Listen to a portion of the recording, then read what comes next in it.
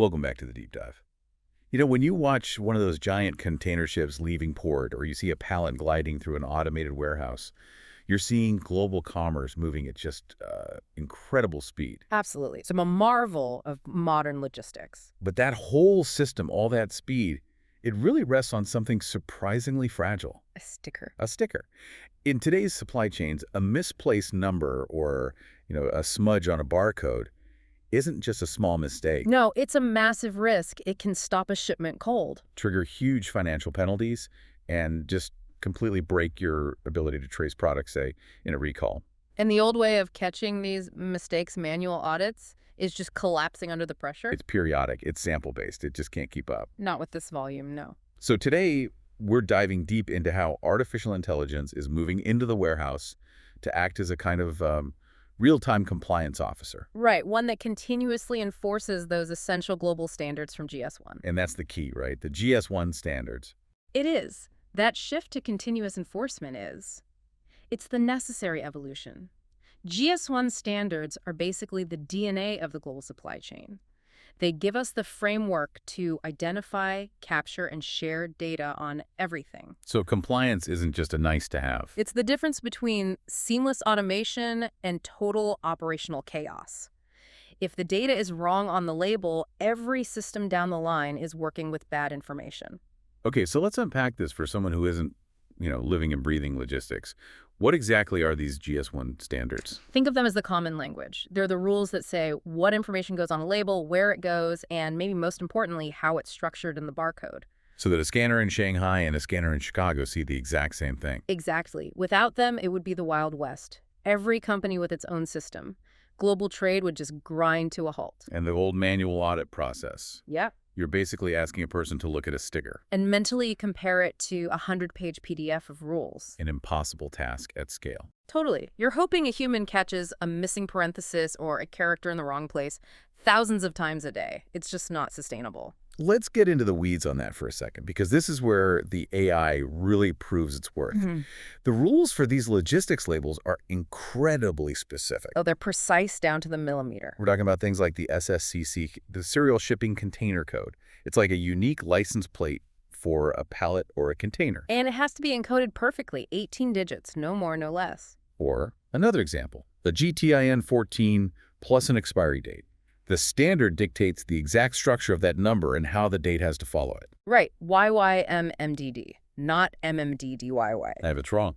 The system stops dead, the automated gate won't open, the receiving system rejects it. That failure just ripples through the entire chain instantly. So a container of, say, high-value medicine could get stuck in customs just because a date was formatted incorrectly on the label. It happens all the time, and it costs companies millions, not just in fines, but in spoiled product and lost time.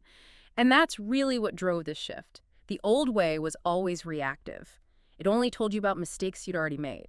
So the new AI-driven systems, this is about continuous compliance. Precisely. They're not checking a sample. They evaluate every single label as it's printed or scanned. So you're moving from reactive auditing to continuous enforcement. That's the perfect way to put it. You're preventing the mistake from ever leaving your building in the first place. Okay, this is where I get really curious. How does the magic actually work? How can an AI read a complex GS1 label in a fraction of a second? Well, it's really three pieces of technology working together. The first one is computer vision. So that's the AI's eye. Exactly. It's not just scanning the barcode. It's taking a high-res image of the entire label. It checks if it's in the right spot on the box, looks for smudges, and decodes all the symbols. But just decoding the numbers isn't enough, right? Yeah, not even close. That's only half the battle. Knowing what the numbers mean, that's where the second piece comes in, the rule engine. The rule engine, okay. You can think of it as a digital lawyer that has memorized every single line of the GS1 general specifications. So it's constantly cross-referencing. Instantly. Computer vision reads the number string, and the rule engine checks it against thousands of global rules. And a key part of that check is something called application identifiers, or AIs. Yes, that's the critical piece. What are those, essentially? They're small 2 to 4 digit codes in parentheses that tell the system what kind of data is about to follow. So, for example, O1 means the next 14 digits are the product's GTIN. And 17 means the next 6 digits are the expiration date. Exactly. So the AI isn't just checking if a number is there. It's checking if the number following 17 is a valid date formatted as YYMMDD. If it's not, boom, deviation flagged. And I guess you can even use natural language processing, the NLP, to check the human readable text against the encoded data. You can, yeah. Yeah. It adds another layer of validation. So the system can instantly spot what a human would almost certainly miss: a missing field, a wrong sequence, an incorrect SSCC length. All of it. And it's flagged immediately, before that box gets loaded onto the truck. That instant detection changes everything. So the source material breaks this whole process down into 4 main pillars or steps. Right, a kind of operational flow. The first one is pretty straightforward: data capture and decoding. The AI grabs all the info, checks if the barcode is even readable. And it pulls out all those application identifiers to check against the GS1 spec. Then comes step 2, which is deviation detection. This is the alert stage. The system flags any mismatch. Wrong SSCC, missing batch number, the label block is physically the wrong size, anything. This is where that continuous enforcement really happens. So it flows right into the third pillar: continuous monitoring. Because it's not a one-time check. Right. The label is checked at every scan point: receiving, packing, shipping. And an alert in one zone immediately updates the compliance status across the whole network. And then the final step, which might be the most important: the feedback loop. It is, because the AI isn't just about finding errors, it's about learning from them. All that audit data gets fed into dashboards and analytics. So operations can see the root cause. Exactly. Is it a specific printer that's failing? Is there a training gap on the afternoon shift? It turns auditing from a chore into a tool for continuous improvement.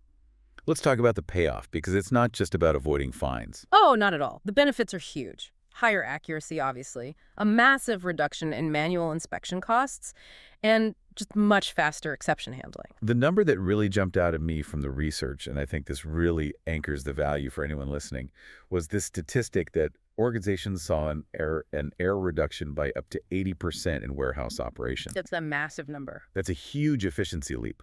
But I have to ask, is that 80% across the board? Or is that mainly for companies that were starting from a pretty low base? That's a great question. The biggest gains are definitely in those large-scale, high-volume environments that were heavily reliant on manual checks. So they had a higher baseline failure rate to begin with. Of course.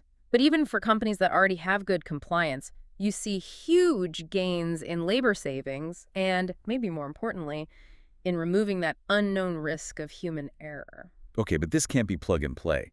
I imagine deploying something like this has some serious practical hurdles. Oh, absolutely. It's a major undertaking. What are the biggest challenges? The first one is just translating the GS1 standards themselves. These are living documents, they change, new AIs are added, GTIN rules get updated. And you have to turn that complex human document into flawless code for the rule engine. Right, and you have to maintain it constantly. That takes a huge technical effort. And integration must be a nightmare. You're trying to inject this real-time check into, often, these old, brittle warehouse management systems. It is often the biggest bottleneck. You have to add this new scanning step at every checkpoint without slowing down the line. Throughput cannot drop. And then there's the AI model training itself. A massive task. You need huge, high-quality data sets, not just of good labels, but of every possible way a label can be bad. Otherwise, you get false positives and false negatives all the time. And finally, governance. When the AI starts flagging thousands of potential issues, who's responsible? That's the organizational challenge. You need manufacturing, logistics, IT, all perfectly aligned on who owns the funks when the AI finds the root cause. Otherwise, the alerts just become noise. So if we pull back and look at the big picture, what did this all really mean? I think the main takeaway is that AI is finally closing that gap between the written GS1 standard and what actually happens on the warehouse floor. It's making the whole supply chain more resilient, more transparent. And just a lot more efficient. A lot more efficient. And if you connect this to the broader digital future, it goes beyond just fixing today's errors. You're talking about predictive alerts. Exactly. The AI won't just flag a mistake that happened. It'll start to predict when the risk of a mistake is high before the label is even printed. And I imagine deeper integration with things like blockchain or other visibility platforms. Absolutely. Making that label data permanent, instantly verifiable, and traceable from end to end across the entire globe. This brings up a really important question and something for you, the listener. to think about as these systems become more common. As we embed AI in this critical auditor role, who audits the auditor? That is the essential question, isn't it? It's the meta layer of oversight that will define our trust in all this automation. And what's interesting is that our sources point out that AI audit frameworks themselves are now getting their own governance standards. So standards for these standard checkers. Precisely. Guidelines and certifications for how to audit the logic and transparency of the AI systems that check the labels, establishing trust in that AI layer. That's the next great challenge for ensuring a truly transparent global supply chain.